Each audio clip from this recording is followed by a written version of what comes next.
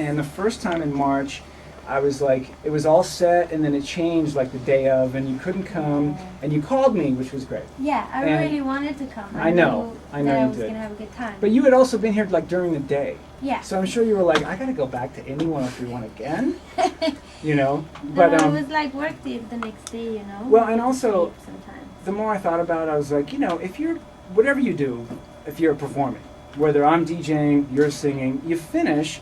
And there's kind of like that cool down time and that chill time. Your friends are around. Exactly. And the last thing you want to do is go drive to be on a radio show. Yeah, you're totally right. Granted, my radio show is super cool, and Exactly. it's not like an interview. It's like we're having a party. Yeah, it's nice. So it's very nice to be here. It's nice company. Well, I'm glad you're here. Yeah. And so, and the second time I came to see you at the Wiltern. That was a great show. And I didn't ask you to come over that time because I knew better. But I'm so glad, and thank you, Chris from Interscope, and Matt. Yes.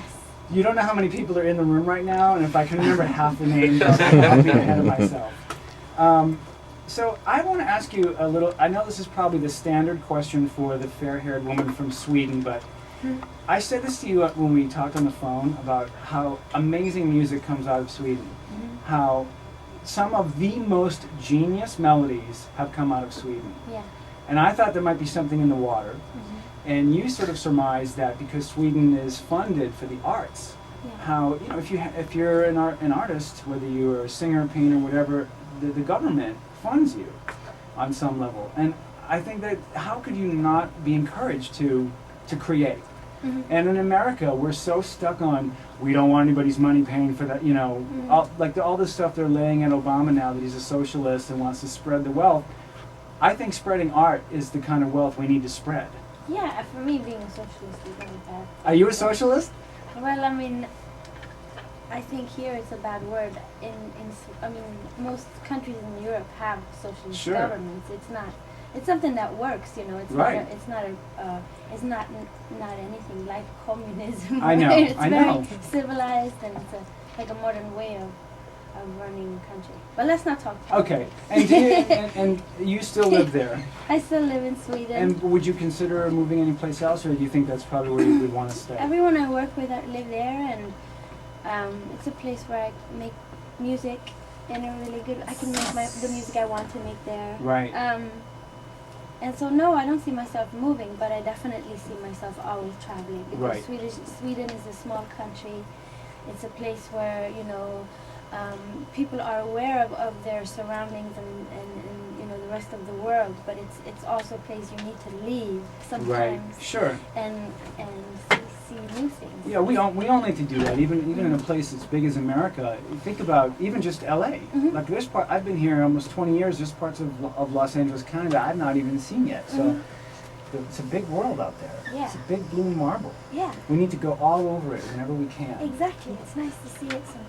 So you've been touring, and you're touring on a record that came out like a few years ago in Europe, came out this year in America. Still sounds damn fresh. Sounds as fresh as the day it came out, girl. Let me just tell you something. Does. Thank you. I'm glad you agree.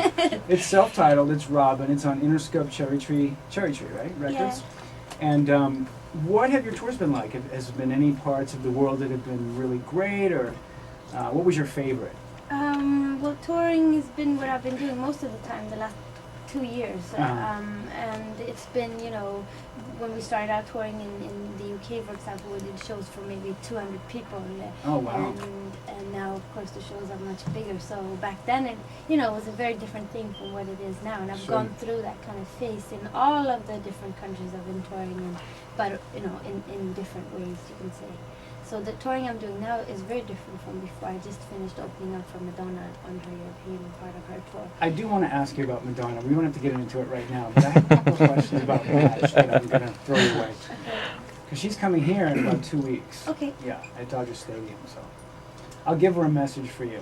Because I hear that you couldn't talk to her, but we'll talk about that later. Yeah. She wouldn't allow it.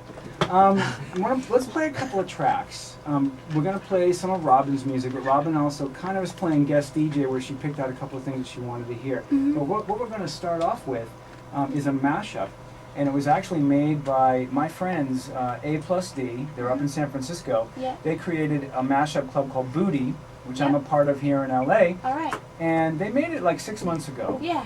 And I'm telling you this story because I sent the original idea, which was what you guys did, which was just using the little keyboard riff from The Cure.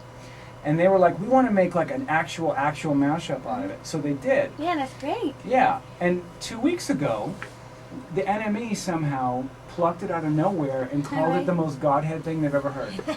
And they sent me a link like, oh my God, we're in the NME. You have to tell Robyn. Great. You have to tell Robyn. So I'm telling super. you. Anyway, this is Robyn's Konnichiwa Bitches mashed up with The Cure's Close to Me. It's close to Konnichiwa Bitches, Neon Noise on it.